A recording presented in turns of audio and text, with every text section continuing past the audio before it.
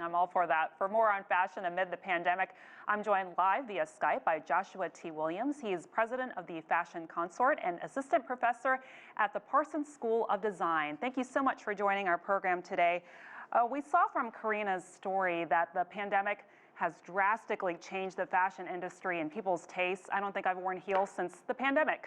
Is this trend towards leisure, loungy clothes here to stay for the near future? Are we going to at some point return to these fancy dress-up clothes that we saw before the pandemic? You know, I really think we're starting to see sort of a bifurcation between sort of the luxury and the fun and then the comfort. Obviously, as we're still locked down in a lot of places, comfort is number one. But I do think that people are looking to find something unique and exciting to wear once they can get out of the house. So Joshua, what pandemic-related fashion are we likely to see? I've seen fancy masks made out of silk and jewels, but what's beyond that?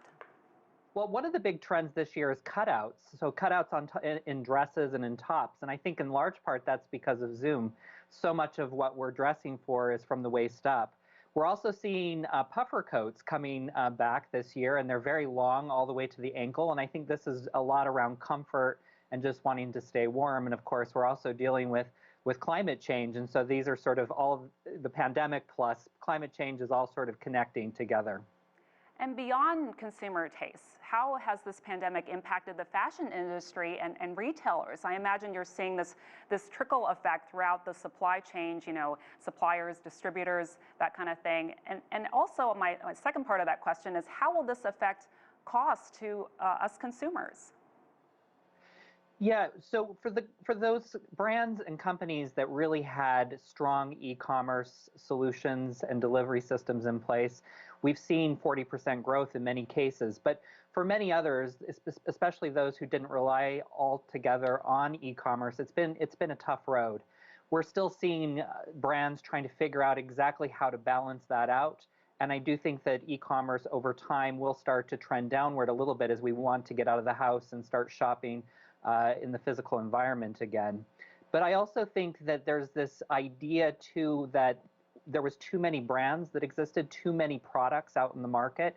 And we have seen over the past year a lot of those brands starting to disappear, whether it's through bankruptcy or just closing down, because there just isn't a need for them in the market. So if anything, we're going to see sort of a freshness, I think, once we start to get out of the pandemic, of the brands and the clothes and the styles that we really are interested in. And the costs, would you say, Joshua, will that change?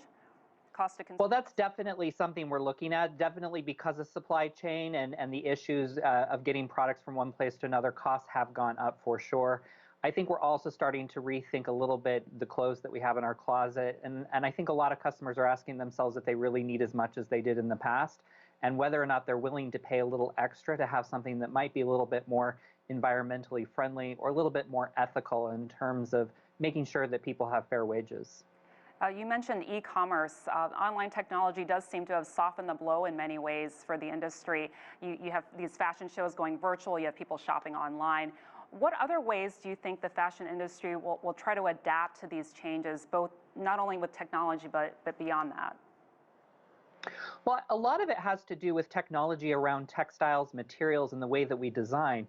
Because we're so used to being comfortable now because we're in our own homes and we're realizing for the first time ever that perhaps those stilettos or that tie isn't really that comfortable.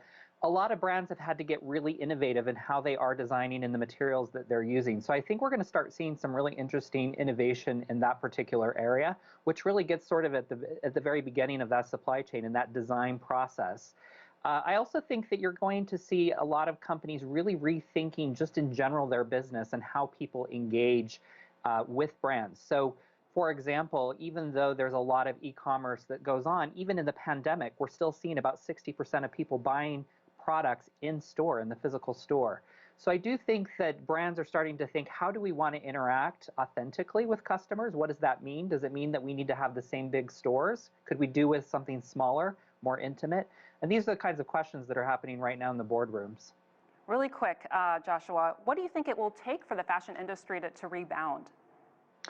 Well, in many ways, I think we're playing a little game of waiting as we wait to see what happens with the vaccines. But I think there's been a big shift from last year to this year. And I think a lot of executives are excited and hopeful about what this means, perhaps a leaner business.